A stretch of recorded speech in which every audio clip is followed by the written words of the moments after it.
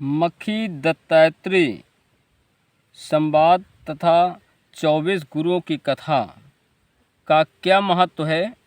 नमस्कार प्यारे मित्रों, परम सम्मानित माता पिता तुल्य बुजुर्गों, युवा हृदय सम्राट भाइयों एवं बहनों व प्यारे बच्चों, आप सबको आल्हाराम केश यादव यूट्यूब चैनल में एक बार आपका फिर स्वागत है। दोस्तों, आज का वीडियो बहुत ही ज्ञानवर्धक, रोचक एवं धार्मिक है। आज का विषय है मक्खी दत्तात्रेय संवाद तथा 24 गुरु कथा। आइए दोस्तों, जानते हैं इस वीडियो में। परंतु आपसे निवेदन है कि हमारी वीडियो में शुरू से अंत तक बने रहें।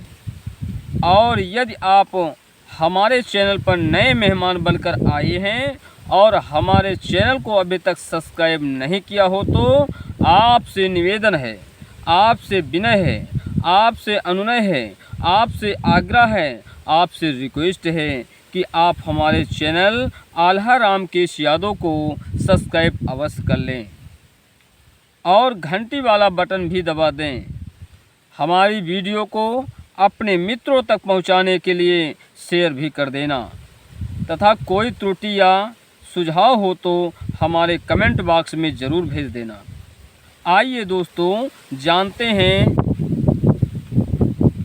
मक्खी दत्तात्रेय संवाद तथा 24 गुरु की कथा की कहानी को। मेरे प्यारे दोस्तों, आप लोगों को सुना रहा हूँ नाहुस की कथा। राजा नाहुस की कथा, जो कि इंद्र के पद को लेना चाहता था। इंद्र को सूना जानकर 100 यज्ञ करके विमान पर चढ़कर वो इंद्रपुरी को चल पड़ा।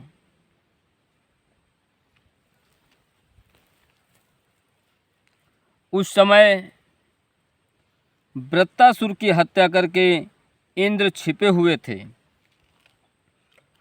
नहुस इंद्रासन पर जाकर बैठ गया और घमंड में भर गया। वह सहस्त्र वर्ष तक स्वर्ग का आनंद लेता रहा। इंद्राणी उसके पास कभी नहीं गई। नहुस इंद्राणी से बोला कि मुझे अपना पति मानो। सची को दुख हुआ। उसने गुरु को याद किया। गुरु आ गए। गुरु ने कहा कि तुम नहुस से कहो कि वाहन पर चढ़कर तुम्हारे पास आवें। इंद्राणी ने वैसा ही कहा। नहुस प्रसन्न होकर अगस्त आदि मुनियों की पालकी लेकर बैठकर चला और बोला, ऋषियों, सर्प सर्प चल दो। अगस्त ने श्राप दिया कि तुम ही तुरंत सर्प बन जाओ। वो सर्प बन गया। नहुस ऋषि के चरणों पर गिर गया। अगस्त बोले कि द्वापर के आखिर में धर्म के तनय एक संत प्रकट होंगे। वो तुम्हारे निकट आएंगे, छूते ही तुम्हारा निस्तार हो जाएगा।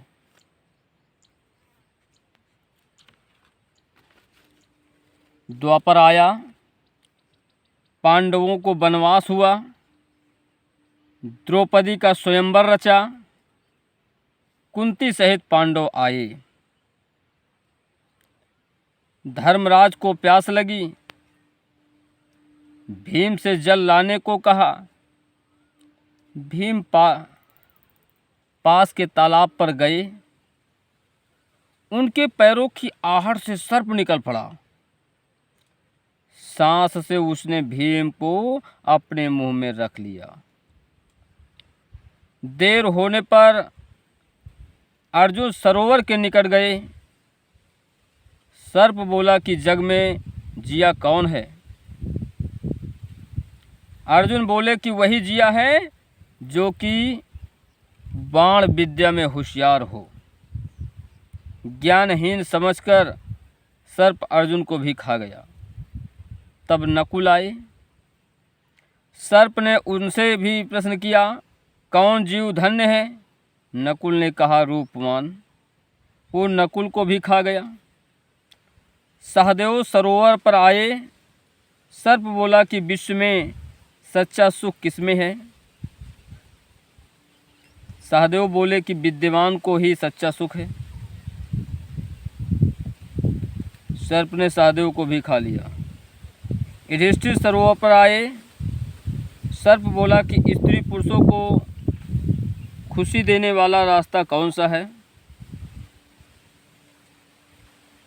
मोह रूप भट्ठी, सूर्य रूपी आग, श्वास रूपी आवाज़, मद रूपी लड़की, धन रूपी रात, द्रव्य रूपी दिन, लोहा काल रूपी जिसको कि लोहार कूटा करता है। ये सुनकर सर्प ने भी भीम को उगल डाला। फिर बोले कि जहाँ तक जल थल नभ चर शरीरधारी बोले जाते हैं उन सब का नाश होना है। जो बाकी रहे उसको आश्चर्य कहा गया। ये सुनकर अर्जुन को सर्प ने उगल डाला। वे बोले कि मार्ग वही उत्तम है जिसको महाजन स्वीकार करता है। ये सुनकर नकुल को भी सर्प ने उगल दिया। धर्मराज बोले कि दूसरे दिन भोजन पाने वाला, परवश रहने वाला, ऋण न हो, कुकर्म त्याग, राम का भजन करता हो, वो मनुष्य धन्यवाद का पात्र है। कृष्ण का नाम न लेने वाला शरीर शव के समान है, वो मुक्त नहीं होगा।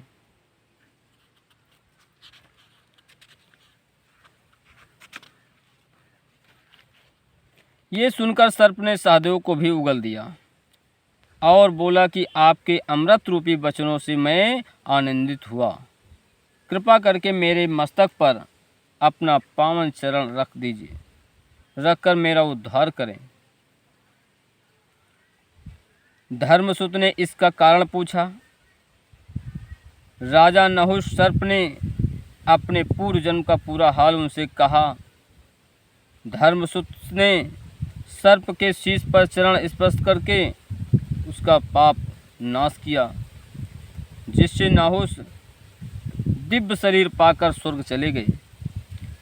ऐसा सुंदर प्रभाव है सत्संग का। एक मक्की वैश्य था जो गरीब था। धन के लिए अनेक कार्य उसने किए, पर लाभ के स्थान पर उसे घाटा हुआ।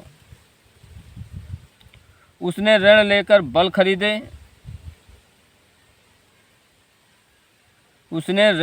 बैल खरीदे और खेत जोतने चल पड़ा। आगे ऊँट बैठा था। बैल भागते हुए उस पर जा गिरे, अतः मोची गले में इलझा गई। ऊँट उठ खड़ा हुआ, लेकिन मोची न निकल पाई। उसको दोनों बैल घसीटते हुए ले चले। इस प्रकार ऋषिराय का प्राणांत हो गया। मक्की बनिया शोक करने लगा। तभी वहाँ दत्तात्रेय आ गए। दत्तात्रेय बोले कि मक्की सोच मत करो, दुख सुख भावी के हाथ हैं। शोक मत करो, होनहार हो तो होकर ही रहती है। हे मक्की, दान दिए बिना धन की प्राप्त नहीं हुआ करती है। देश हो या विदेश, पूर्व जन्म के पुण्यों द्वारा ही धन प्राप्त होता है। उस महान मनुष्य भी इसी कारण धनवान है और बुद्धिमान दुखी है। ये सब पिछले जन्मों का ही कर्म जानो। दान न देकर धन की चाह करना मूर्खता है। संतोष करो, इसके समान कोई भी सुख नहीं है। यह ज्ञान मैंने 24 गुरु करके ग्रहण किया है। मक्खी बोला कि वे कौन से गुरु हैं, सो मुझसे कहिए। दत्तात्रेय बोले कि मेरा प्रथम गुरु पृथ्वी है। मेरे श्रोता बंधुओं, उन 24 गुरुओं को ध्यान से सुनिए। मेरा प्रथम गुरु पृथ्वी है, जिसने मुझे क्षमा और शांति का उपदेश दिया। दूसरा गुरु है मेरा जल, जो सबको पावन कर देता है, जीवों के पातकों को नष्ट करता है। तीसरा है मल रहित वायु। मल रहित वायु उसी तरह मेरी भी गति साधुओं में है। चौथा गुरु है मृग, जो तान सुनकर विध जाया करता है। उसी के द्वारा मैंने विषय रूपी सुखों को बेधना जाना। मेरा पांचवा गुरु चंद्रमा है, जो गर्मी को हर कर साधुजनों को शीतलता प्रदान करता है। मेरा छठा गुरु सूर्य है, जो सब रसों को ग्रहण कर लेते हैं। उसकी किरण को निरख कर संतों को आनंद अनुभूत होती है। मेरा सातवां गुरु है अग्नि, जो घी के डालते ही भभक कर शांत हो जाया करती है। जैसे स्त्री भोग से शांति होती है।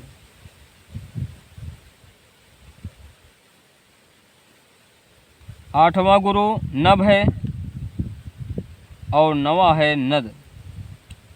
मेरा 10वां गुरु है सागर, जो न कभी घटता है और न कभी बढ़ता है। इससे दुख सुख में समान रहने की शिक्षा मिलती है।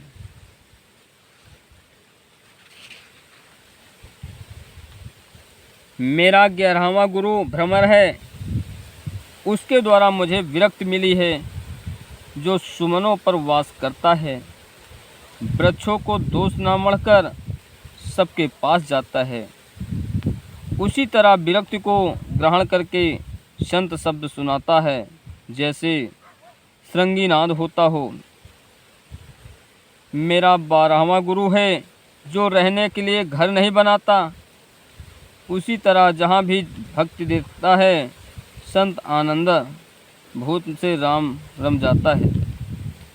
मेरा 13वां गुरु है हाथी है, जो काम वश में होकर भागता है।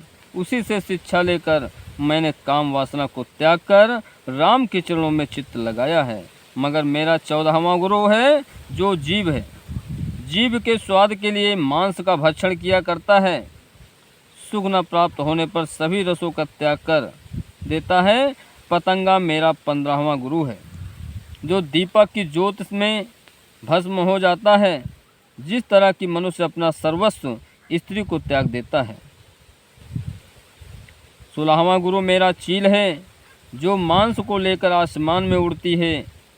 अन्य पक्षी इसके पीछे दौड़ते हैं तो मांस को फेंक कर सुख पाती है। तभी से मैं वृत्ति ग्रहण न करके यत्र तत्र निर्द्वंद होकर भ्रमण करता हूँ। अजगर मेरा 17वां गुरु है, जो प्रभु की कृपा से जो भी पाता है खा लेता है। गुरु वेश्या है। 18वां गुरु वेश्या है, जो श्रृंगार करके बैठा करती है। एक रोज एक कामी पुरुष आया, उसको धीरज प्रदान करके कुछ लेने चल पड़ा। उसी समय वेश्या सेज सजाकर उसका मार्ग देख जगाया न पड़ रही है।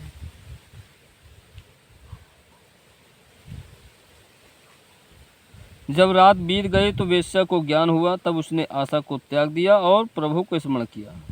उसी ज्ञान को मैंने ग्रहण किया है। गुरुवान के समान 19वां गुरु प्रभु के ध्यान में लीन होना सीखा है। 20वां गुरु मैथुन कपोत हुआ। कपोती ने अंडा देकर फोड़ा तो उसमें से बच्चे हुए। बड़े होने पर बच्चों को बधिक ने पकड़ लिया। कपोतनी ने घोंसले में लौटने पर बच्चों को नहीं पाया तो कपोती बधिक के घर गई, किंतु उसके जाल में फंस गई।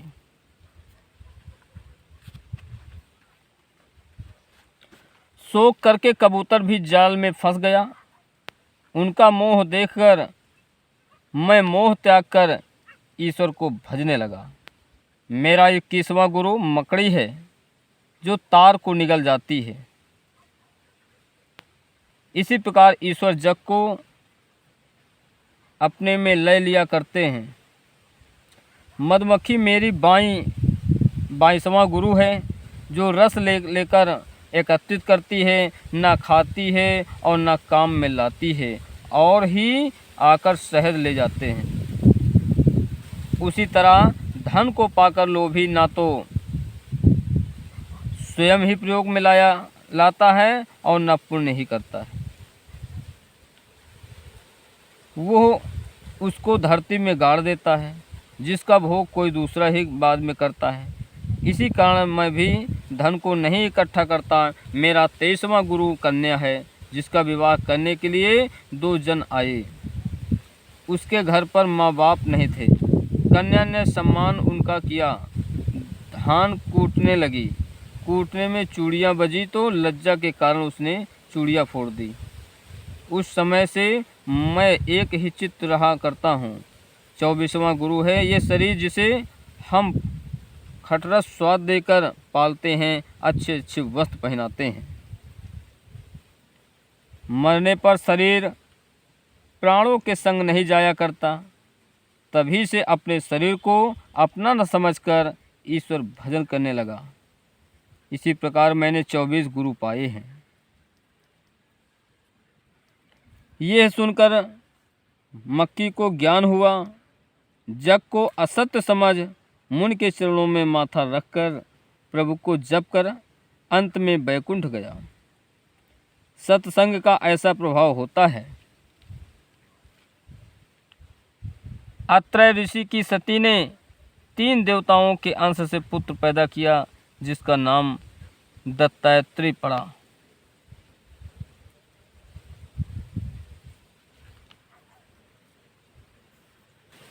मेरे प्यारे दोस्तों, अगर आपको मक्खी दत्तात्रेय संवाद तथा 24 गुरु की कथा अच्छी लगी हो तो आप लोग हमारे चैनल को लाइक करें, सब्सक्राइब करें, कमेंट करें और अपने मित्रों तक ये कहानी, ये कथा पहुंचाने के लिए शेयर भी करें। आप सबका वीर रस आल्हा गायक रामकेश यादव आप लोगों के लिए अच्छी से अच्छी कहानी लेकर आते रहेंगे। और मैं अपनी बात को यहीं पर विराम करते हुए आपसे कहना चाहता हूं कि आप लोग धन्यवाद के पात्र हैं जो अपना कीमती समय देते हुए हमारे पूरे वीडियो देखने का कार्य करते हैं। इसके लिए बहुत बहुत बधाई के पात्र हैं और मैं आशा करता हूं कि आप लोग इसी तरह हमारी पूरी वीडियो देखने का प्रयास करेंगे। इसी के साथ मैं अपनी बात को यहीं पर विराम करता हूं। आगे आप लोगों के लिए इसी तरह वीडियो और लाता रहूँगा। बहुत बहुत धन्यवाद। नमस्कार। Bye bye.